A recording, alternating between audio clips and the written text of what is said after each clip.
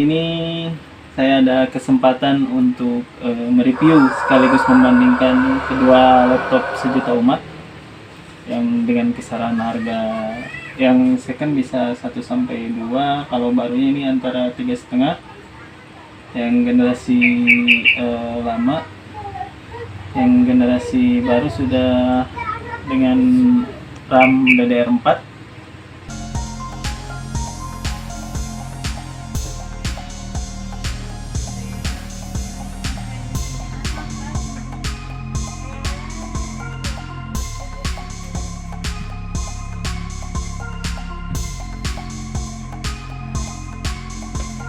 Lanjut kita lihat dari penampilan, ada perbedaan mencolok di layarnya.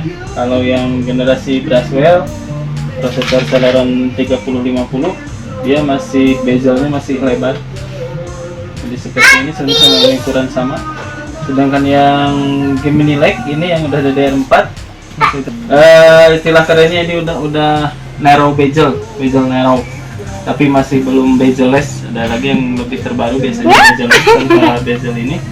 Kalau ini narrow bezel tapi udah lumayan, jadi kita bisa lihat lebih. Kalau ini Celeron Braswell, jadi ukuran masih, ini sudah dites paling gelap.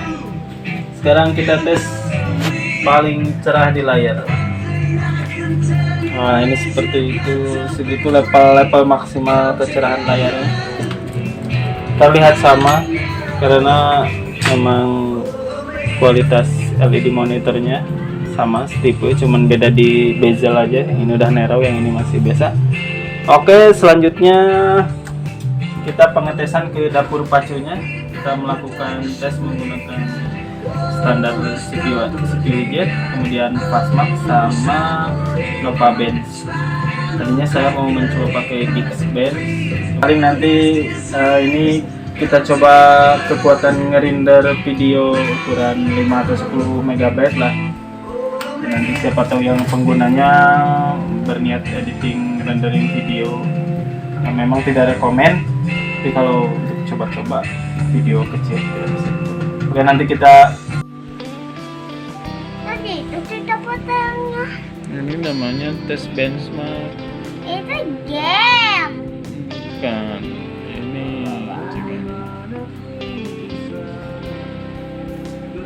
Ini sebenarnya bisa direkam sama layar, tapi terlalu berat kayak. Direkam pakai ini saja.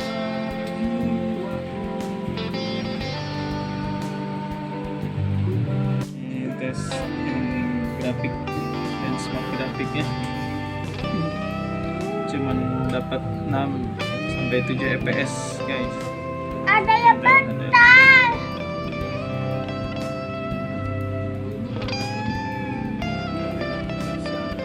Ada yang bentar.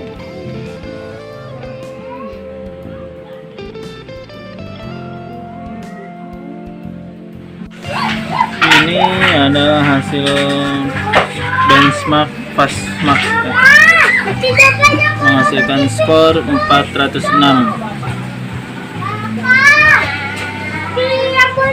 Ini hasil Fastmark rating Celeron 360 yang ada di laptop Asus X45, yaitu suhu prosesor maksimalnya bisa sampai ya 75. Ini skor ininya Fastmark skornya 406, CPU Mark 619, 2D nya skor 68, 3D 239, memori 600, Bismarck. Oke, setelah ini kita nanti lihat Fastmark di Gemini Lake Celeron N4000 dengan, tapi memorinya sudah DDR4 2400 MHz clock.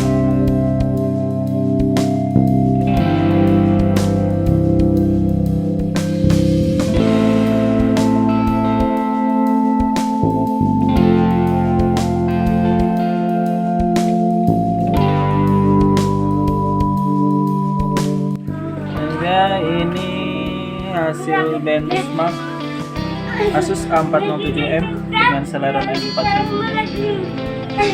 Kalau tadi di skor 400-an, ini 600, berarti lumayan ada gap skor 200. Ternyata dari CPU marknya lumayan lebih dari 2 kali lipat ya. Peningkatan dari Celeron N30 berhasil ke Celeron N4000 dari skor 600 ke 1460. Kalau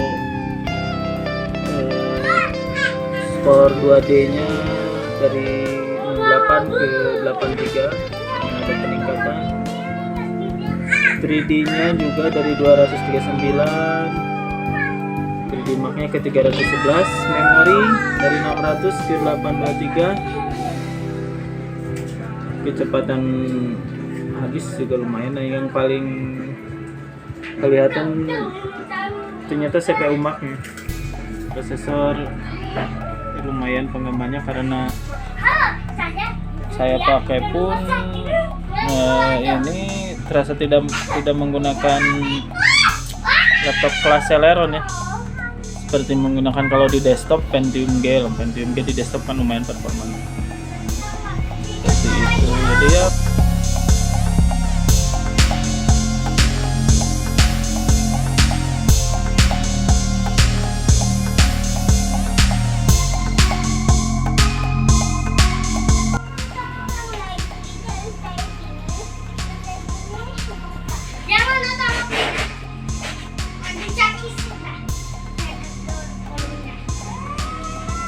oke, seperti tadi saya bilang pengetesan terakhir kita lakukan pengetesan rendering aja dengan Adobe Premiere Pro dengan settingan standar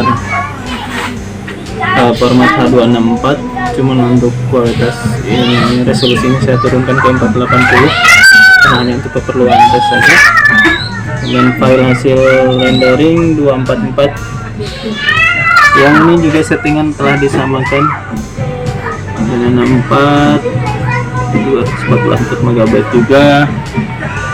Kita coba lihat mana yang lebih cepat selesai.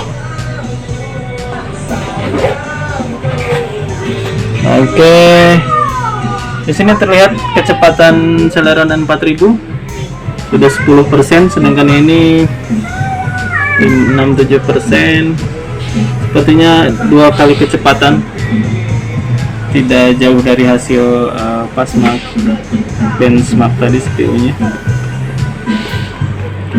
Remaining ini sekitar remaining lah, tersalah 2 menitan lagi. Kalau ini sudah tinggal 40. Wow, amazing ya. Berarti peningkatan performa sangat oke lah untuk sekelas Celeron ternyata sekarang. Sudah bukan main-main. Masih 1 menit, sedangkan ini tinggal 20 detik. Wow, amazing. Oke, kita nanti lihat reshoot terakhirnya. Oke, Celeron N4000 sudah beres. Selisihnya hampir 1 menit. Wow, lumayan ya. Kalau untuk rendering segini hasilnya 1 menit, berarti nanti makin besar file rendering, maka makin banyak juga jeda waktunya, gap waktunya, perbedaannya.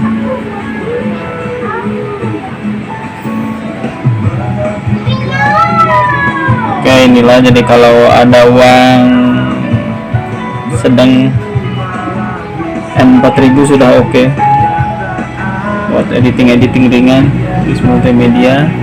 Cuman kalau M3050 berasal ya masih stuck di Office multimedia, berat kalau untuk dipakai editing rendering. Sekian, semoga bermanfaat ya bro ya. Thank you.